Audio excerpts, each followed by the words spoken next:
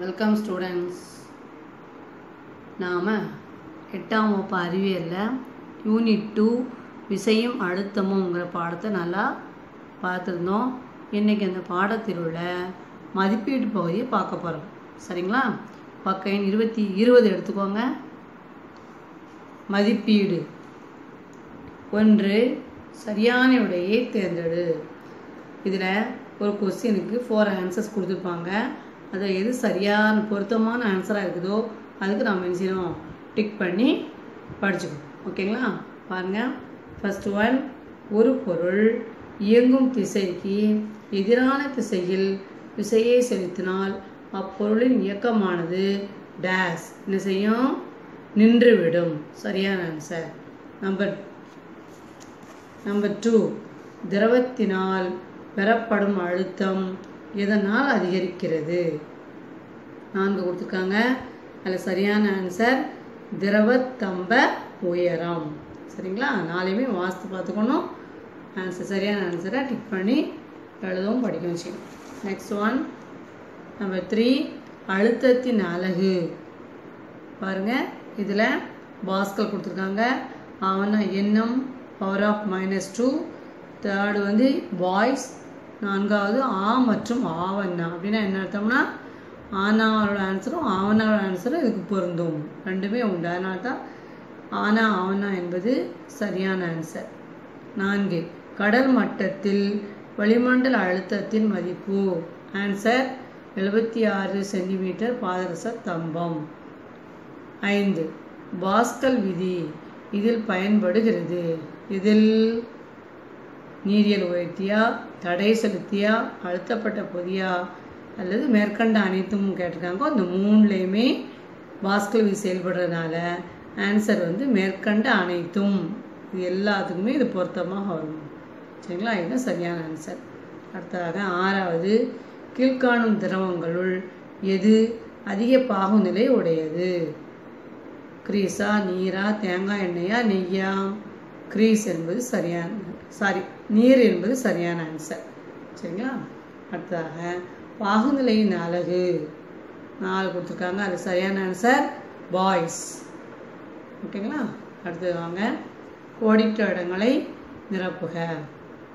1, ஆழம் அதிகரிக்கும் போது திரவ அழுத்தம் டேஸ், அதுவும் அதிகரிக்கும். செகண்ட் ஒன், நீரியல் உயர்த்தி டேஸ் விதியை அடிப்படையாக கொண்டு செயல்படுகிறது. ஆன்சர் இஸ் பாஸ்கல் விதி. ஓகேவா? 3வது, தாவரங்களில் நீர் மேலே ஏறுவதற்கு காரணம் டேஸ் என்ற திரவ பண்பே ஆகும். ஆன்சர் வந்து பரப்பு இழுவிசை. 4, எளிய பாதரசமானி முதலில் டேஸ் என்பவரால் உருவாக்கப்பட்டது. Answer Torricelli. ஓகே. அடுத்ததாக, சரியா அல்லது தவறா என கூறுக. தவறான கூற்றை திருத்தி எழுதுக. 1, கொடுக்கப்பட்ட பரப்பின் மீது செயல்படும் விசை அழுத்தம் எனப்படும். சரியா தவறா? சரி. 2, இயங்கும் பொருள் உராய்வின் காரணமாக ஓய்வு நிலைக்கு வருகிறது. சரியா தவறா? சரி. 3, ஒரு பொருளின் எடை மிதப்பு விசையை விட அதிகமாக இருந்தால் அப்பொருள் மூழ்கும். சரி. 4, ஒரு வளிமண்டல அழுத்தம் என்பது ஒரு சதுர மீட்டர் பரப்பின் மீது செயல்படும் 1,00,000 நியூட்டன் விசைக்கு சமம். சரி. 5, உருளும் உராய்வு நழு உராய்வை விட சற்று அதிகமாக இருக்கும். தவறு. ஓகேவா? நெக்ஸ்ட் வாங்க.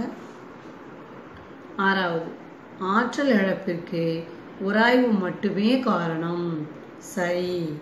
7, ஆழம் குறையும் போது திரவ அழுத்தம் குறையும். சரி. 8, பாகுநிலை திரவத்தின் அழுத்தத்தை சார்ந்தது. தவறு. இதை சரியா தவறான்னு கண்டுபிடிச்சு நம்ம எழுதியாச்சு. நெக்ஸ்ட்டு ஃபார்முலா 4, பொறுத்துக. மாற்றி ஆன்சர் கொடுத்துருக்காங்க. நம்ம சரியான விடையை கேள்வியோடு பொருத்த போகிறோம். ஃபஸ்ட்டு பாருங்கள், ஆனால் ஒரு பொறுத்துக இருக்குது, ஆவனால் ஒரு பொறுத்துக இருக்குது. இதில் 1வது, நிலை உராய்வு அப்படிங்கிறது என்னதுன்னா, பொருட்கள் ஓய்வு நிலையில் உள்ளன. இரண்டாவது இயக்க உராய்வு என்பது பொருட்கள் இயக்கத்தில் உள்ளன. மூன்றாவது உருளும் உராய்வு என்பது குறைந்த உராய்வு. சரிங்களா? நாலாவது திரவ அடுக்குகளுக்கு இடையேயான உராய்வு பாகுநிலை அப்படின்னு நம்ம சொல்கிறோம். ஐந்தாவது நழுவு உராய்வு. அதுக்குள்ள ஆன்சர் பொருட்கள் நழுவுகின்றன. இதுதான் என்னது, அதுக்குள்ள சரியான ஆன்சர் மேட்ச் பண்ணிட்டோம். அடுத்து ஆவணால இன்னொன்று இருக்குது, அதையும் பார்ப்போம். 1 பாதரசமானி. அதுக்குள்ள ஆன்சர் வளிமண்டல அழுத்தம். இரண்டாவது தொடு பரப்பை அதிகரித்தல் உராய்வை அதிகரிக்கும். மூன்றாவது தொடுபரப்பை குறைத்தல் உராய்வை குறைக்கும். நான்காவது உயவு பொருட்கள் உராய்வை நீக்கும். ஐந்தாவது ஒழுங்கற்ற பரப்பு உராய்விற்கான காரணம். இதுதான் என்னது, அதுக்கு மேட்சான ஆன்சர்ஸ். அடுத்து வாங்க ஒப்பிட்டு விடை தருக. 1 நூலில் போடப்பட்டுள்ள முடிச்சு நிலை உராய்வு. அப்படி இருந்தனா பந்து தாங்கிகள் என்ன உராய்வு, அது உருளும் உராய்வு அப்படின்னு நாம சொல்கிறோம். நெக்ஸ்ட்டு கீழ் நோக்கிய விசை எடை அப்படின்னு சொல்கிறோம். அடுத்து திரவங்களால் தரப்படும் மேல் நோக்கிய விசைக்கு என்ன பேர், மிதப்பு விசை. சரிங்களா? ஓகே, இது வரைக்கும் என்ன செஞ்சுக்கோங்க, நல்லா படிச்சுக்கோங்க. நல்லா படித்து நோட்டில் எழுதிக்கோங்க. ஓகே, நோட்டில் பாராமரிக்கோங்க. ஓகே, நெக்ஸ்ட் கிளாஸில் நம்ம சந்திப்போம். தேங்க்யூ.